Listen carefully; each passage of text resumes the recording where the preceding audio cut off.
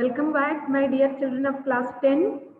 Last class I have explained you about the parts of digestive system, and today we are going to learn digestion. So digestion is a chemical process and it is a catabolic process, isn't it? Breaking down of food. So it is a catabolic process. So here we are going to learn the details of digestion in different parts of the digestive system. So let us first learn the definition of digestion. Digestion is the process of breaking down complex food molecules into simple soluble molecules so that it can enter into the cells. Finally, digested food has to go into the cell. Then only we'll get energy from the food. So it has to enter through the pores of the cell membrane. So larger molecules cannot directly enter into the cell. So these have to be broken down into simple and soluble molecules so that they can enter into the cell through the cell membrane.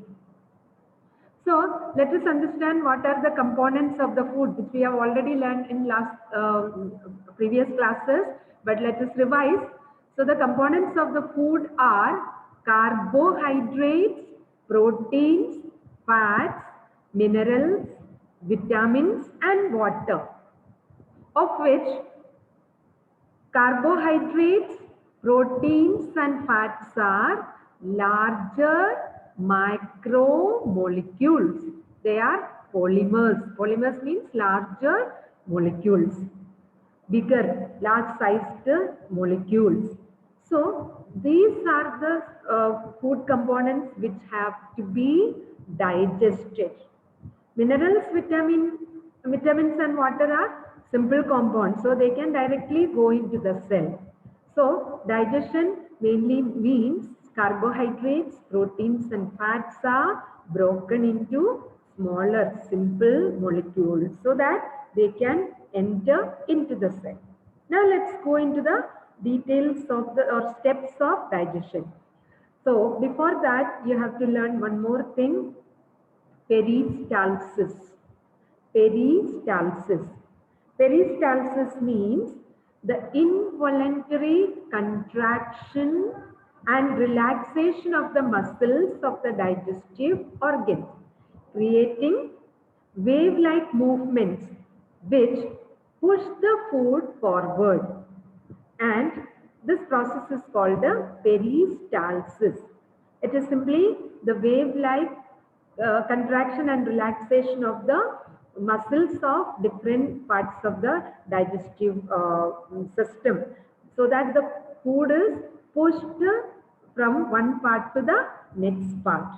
Okay, and so this is the peristaltic movement. For example, this is esophagus. You can see that as I told you, in the mouth the food is converted into bolus. Food is mixed with saliva, ground by the crushed and ground by the teeth and tongue, and then it is converted into a bolus, and it is the bolus which is entering into the esophagus. So esophagus muscle contract and constricting the pathway, so the bolus is pushed forward through the esophagus like this. And then muscles relax, allowing the pathway to open. So it goes into the next part, that is the stomach. So you can see here, this is the muscular pharynx. So peristalsis in the esophagus moves the food forward, and food comes to the stomach. And in the stomach also, from the stomach also, food moves to the small intestine. So peristalsis operates in all parts of the digestive system, which pushes the food forward. So I hope you have understood. Then let us see now the steps of digestion. So in the mouth we have salivary glands. We have in the last video I have explained about digestive gland. So salivary amylase is the digestive enzyme present in the mouth. I mean, that is salivary gland secrete the saliva. Actually, it contains a mixture of compound, that is salivary amylase is the enzyme. Then there is another enzyme called the lysozyme, and which kills the microbes which enter along with the food. So salivary amylase is secreted by salivary glands, and saliva moistens the food and make the food into what is called a bolus. So it can be swallowed easily. And you know that in the mouth there is tongue also, and tongue has taste buds, so we can know the tastes of different food. I have shown you taste buds in the last video. So in the mouth, what is happening? The starch, that is carbohydrate. Carbohydrate component of the food is converted into maltose plus isomaltose plus dextrin. So these are simple carbohydrates. This is partial digestion, and these have to be again completely digested in small intestine, and finally it has to be converted. Starch has to be converted into glucose. So this is partial digestion compounds. So in the mouth, saliva secreted by salivary amylase, and salivary amylase digests starch into these simple compounds. And then comes to the stomach. Okay, and in the stomach, what is there? Gastric juice. And gastric juice has this enzyme pepsin. And remember, these enzymes are present in the stomach as gastric juice as the inactive form when the food is not there, and when the food comes, it is converted into active form. So pepsin. Pepsin, HCl, that is hydrochloric acid, and mucus. So what is the role of mucus? Protect the inner lining of the stomach from degradation by HCl, hydrochloric acid. Then hydrochloric acid makes the medium acidic, because the food comes from the mouth is slightly alkaline. So for the action of pepsin, acidic medium is required. So this HCl or hydrochloric acid provides the acidic medium for the action of pepsin. And pepsin, that breaks the protein. Pepsin is a protease. Protease means a protein digesting enzyme. So pepsin is one of the protease. It starts breaking the protein. So this is about the gastric juice. And then we come to from the stomach, and in the stomach the food is converted into what is called a chyme. Actually, churning of food takes place, churning, and it is converted into a chyme, chyme, and chyme is going into the small intestine. The first part of the small intestine is duodenum. So here what happened, in the duodenum there are two gland secretions coming. One is the pancreatic juice and the other is the bile juice or liver secretion. Okay, now let us understand what is the function of all these enzymes. So first of all, in the pancreas there are these enzymes, that is lipase, amylase and trypsin. Lipase is fat digesting enzyme. Amylase is again carbohydrate digesting enzyme, and trypsin is protein digesting enzyme. So carbohydrate, protein and fat digesting enzymes are in the pancreatic juice. Okay, so this amylase, see, the pancreatic amylase breaks down starch into maltose like the salivary amylase did. Okay, and trypsin breaks down polypeptides. Polypeptide means protein. Okay, so chemically it is a polypeptide. So you can just learn proteins are broken down into amino acids by trypsin enzyme. Then there is lipase. Lipase breaks down fats into fatty acids and glycerol. So these are the simple compounds. Amino acid is the simple compound. Okay, maltose is a simple compound, but it has to be again converted into glucose. So finally the final starch digestion product is glucose. So this will be converted into glucose in the small intestine. So these are the functions of the pancreatic juice or the enzymes produced by the pancreas. So these are the roles of those enzymes. Now comes to an important function of the liver. The liver secretion is called bile, which is stored in the gallbladder. I've shown you the diagram earlier in the last video. So here again you can see. So this is the liver. Liver secretions are stored in the gallbladder. And from the gallbladder, see, this is called the hepatic duct. Hepatic word meaning is liver. Okay, so liver से जो भी आता है उसको hepatic बोलते हैं. So here is the duct. So hepatic duct. And hepatic duct is coming and it is joining with the pancreatic duct and it forms a common hepatopancreatic duct. So pancreatic juice, all these enzymes which reaches the duodenum, and the liver bile juice also reaches the duodenum, and then that this part of the digestion is taking place. Now let's understand the role of the liver secretion, that is bile. Bile role is to break down large lumps of fat into smaller lumps. Okay, and also it helps in neutralizing the acid. So the fat digesting enzyme is lipase, but lipase cannot directly break down the fats. Okay, so it has to be first physically broken down by the bile juice, and this process is called emulsification. So it is converted into smaller particles. It's not chemical digestion, it is physical breaking down. So break down into smaller particles so that the lipase can act on it. The surface area is increased so that the lipase can easily break down that fat into fatty acids and glycerol. So emulsification of the fat. Let us see what is it. Emulsification means breaking down of fats into smaller particles so that it can be acted upon by lipases. So that is why liver doesn't produce any enzyme, but it has an important role in digesting the fats, because fats will be digested by lipase only when it is emulsified by the bile juice. Okay, so this is what is the role. So we have understood role of pancreas.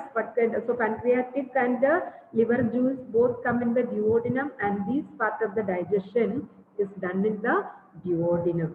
And this is why liver is very important. You must have heard that people who have a problem with the liver or any disease in the liver, they are advised not to take fatty food.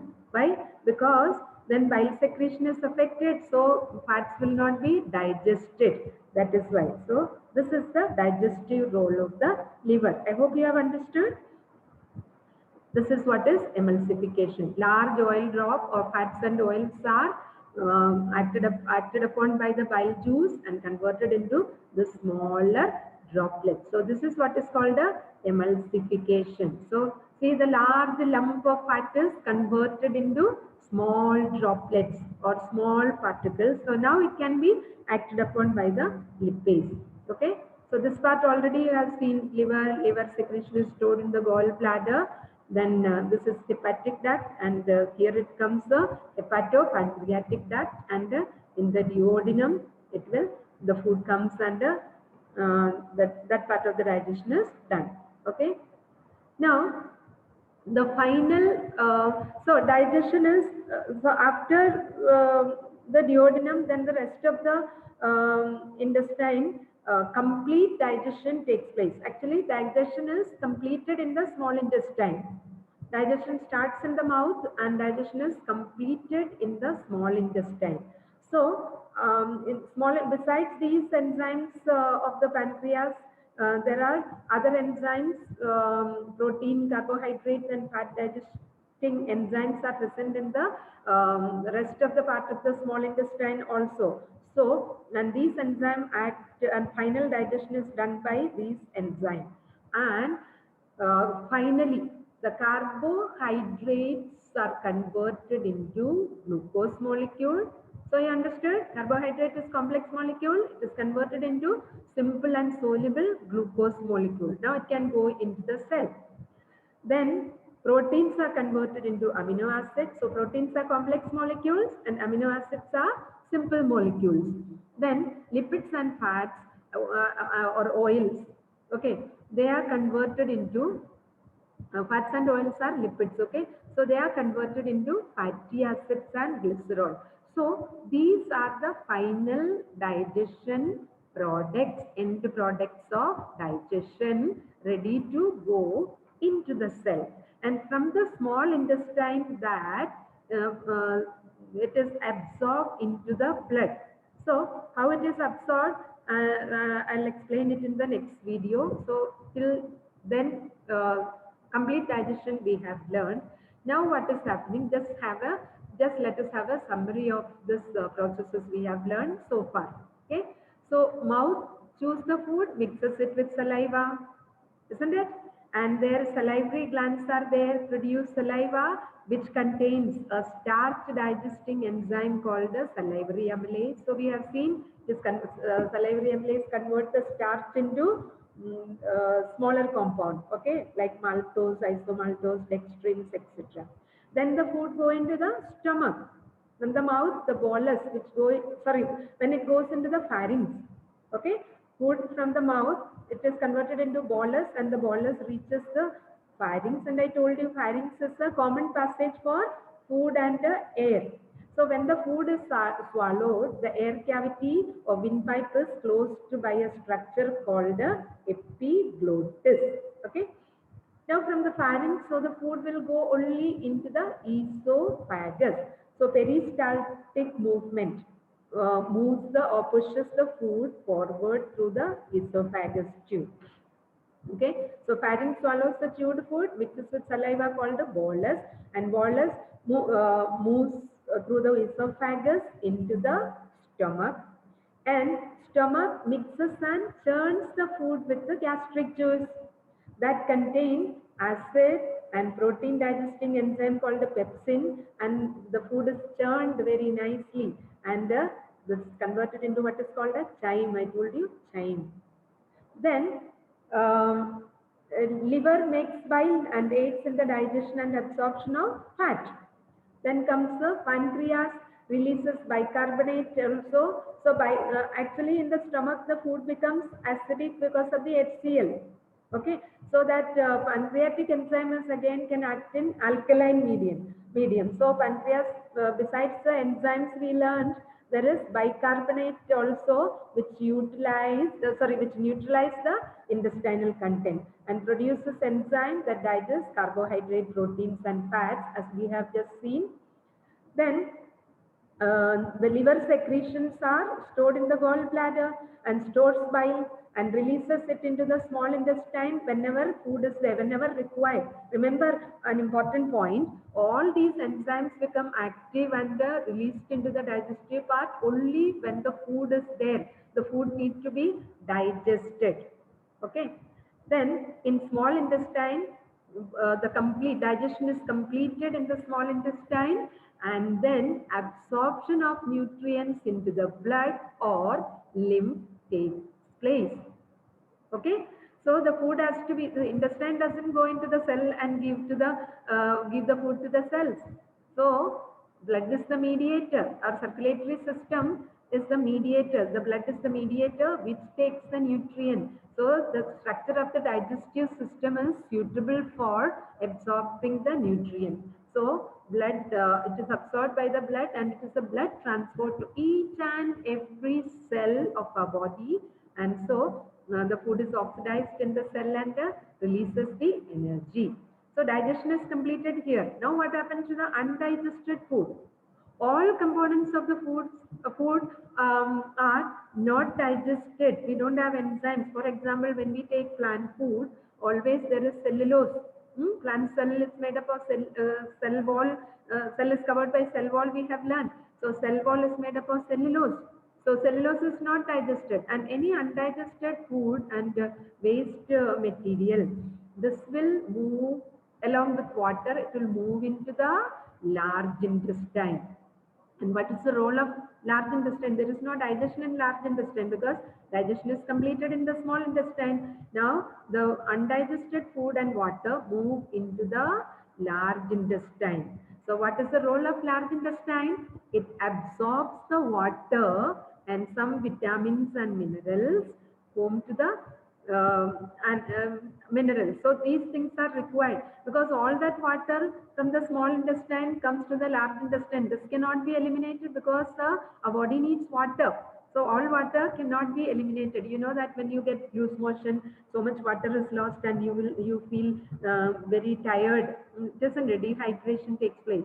So normally it doesn't happen. Large intestine absorbs the needed amount of water and retains in the body, and the rest of the waste material with some amount of water goes into the rectum, and it is stored in the rectum, and it is eliminated, or last part of the digestion in nutrition is digestion, we have already learned. So it is digested or eliminated through the anus. So anus opens to allow the waste to leave the body. So this is what the whole steps of digestion we have learned, and the next class we will learn how the small intestine is suitable for absorbing the food and giving it to the blood. Okay, so I hope you have understood this, and thank you very much.